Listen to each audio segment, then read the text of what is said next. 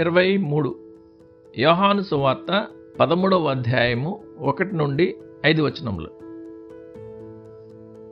మతాన్ని గొప్పగా ఒప్పుకున్న వ్యక్తి హృదయంలో కొన్నిసార్లు ఎంత గొప్ప లోతైన భ్రష్టత్వం ఉంటుందో, ఆయనను అప్పగింపవలనని సీమోను కుమారుడగు ఇస్కరియోతు యూదా హృదయంలో అపవాది ఇంతకు ముందు ఆలోచన పుట్టించి ఉండెను అని వ్రాయబడింది.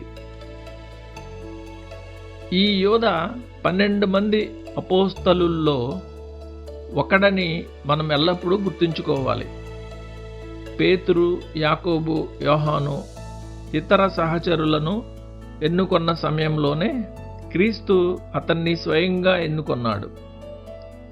3 సంవత్సరాల పాటు అతడు క్రీస్తు సమాజంలో నడిచి ఆయన అద్భుతాలు చూసి, ఆయన ప్రసంగాలను విని, ఆయన ప్రేమకు అనేక రుజువులను అనుభవించాడు. అతడు స్వయంగా ప్రసంగించాడు. అతడు క్రీస్తు నామంలో అద్భుతాలు చేశాడు.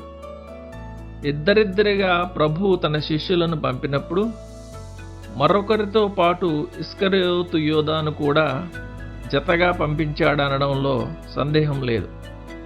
అయినా ఇక్కడ ఈ వ్యక్తి అపవాదితో పట్టబడి నాశనానికి పరిగెత్తాడు.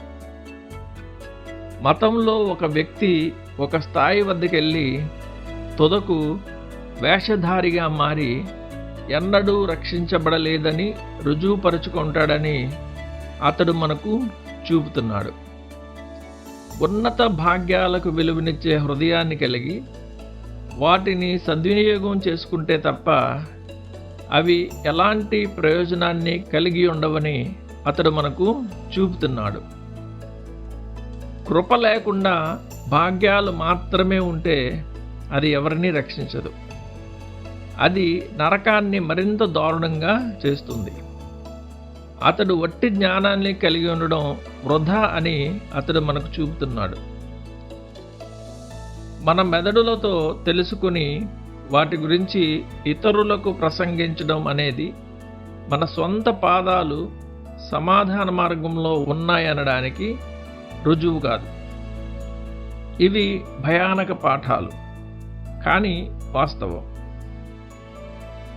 ఆధునిక రోజుల్లో క్రైస్తవుల మధ్య వేషధారణను, నామకార్థ జీవితాన్ని చూసి మనం ఎన్నడూ ఆశ్చర్యపడకూడదు. దానిలో కొత్త విషయమేమీ లేదు. దాని గురించిన ప్రత్యేకత ఏమీ లేదు. అది క్రీస్తు స్వంత అనుచరుల మధ్య, క్రీస్తు స్వంత కండ్ల ముందు జరిగింది. ధ్యానం కోసం అతిశయపు మాటలు అంతర్గత అనిశ్చితిని కప్పిపుచ్చలేవు.